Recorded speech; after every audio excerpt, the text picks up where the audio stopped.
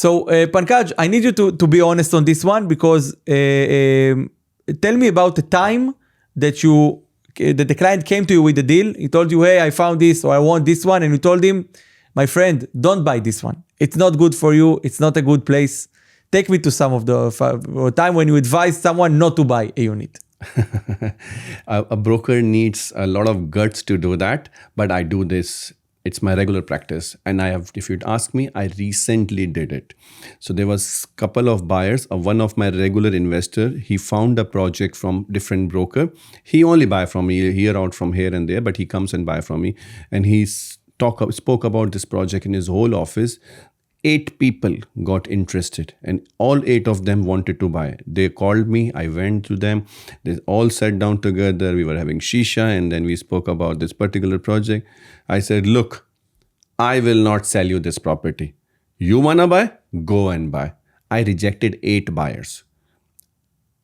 Rejecting 8 buyers, you need that guts to do that. And they were like shocked. I said, why are you saying it? I said, I do not find a value in it. I do not find this project at the right location, at the right price. All you are excited is but the payment plan of 2080 just because you have to pay 20% during construction and 80% when you get the keys, or you are paying just the small payment. No, even that 20% is the amount for you. You will block that amount. If you do not make money, and out of 8, there were few people who wanted to exit from that 20%. He said, I will pay 20%, I will sell it at the time of end. I said, look, dude, you will waste your money. Don't get into this trap. If you are a serious investor, you want to buy the property, don't come into this trap. Let me offer you a different option. And I have converted 4 people from there in a different payment plan at the right locations.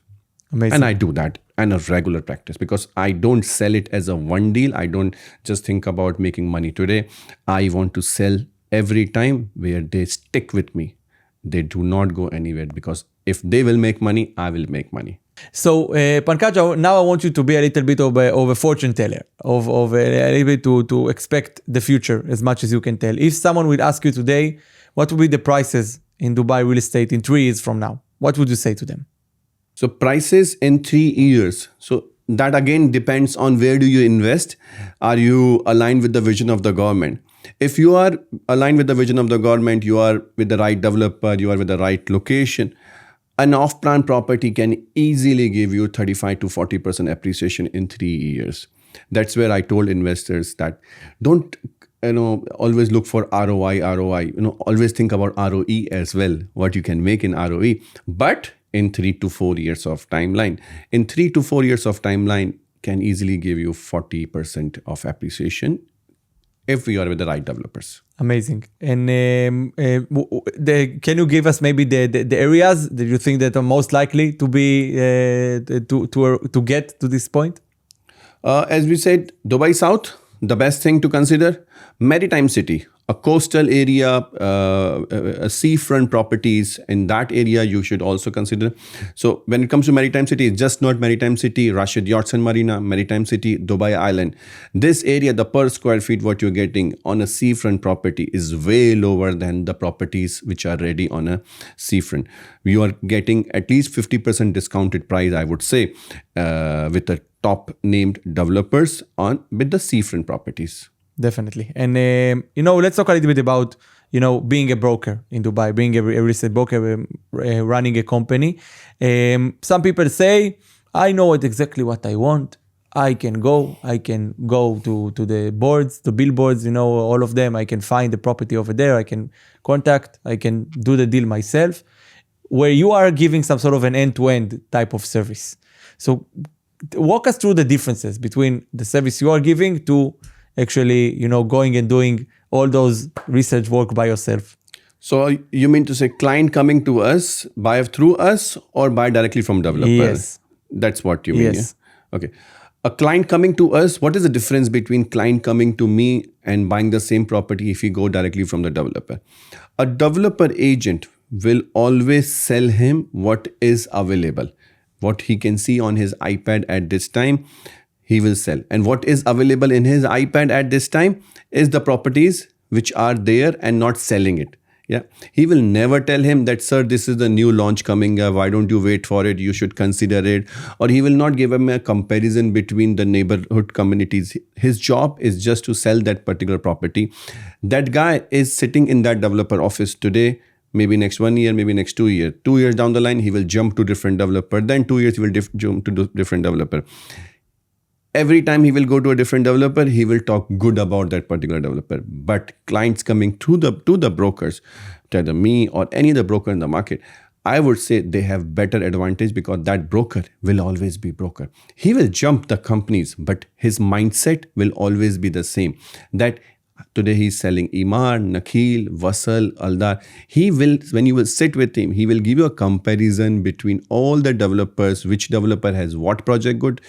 Let's be honest, if one developer has 10 projects, his 10 projects are not good. Out of 10, maybe 2 are for the investor, rest all for 8 for end users. But that person sitting in developer office will not explain this. That only a broker can do it. Definitely. So it's all more about the investor rather than the actual property, right? Investors, exactly. Investors always have to think that, a broker who is trying to sell you, he's done his whole due diligence. He's studied the project. He's explaining you in a way. And what are you losing? You are getting the same price as you're getting from developer, getting the same price getting from the broker. You're not paying anything extra.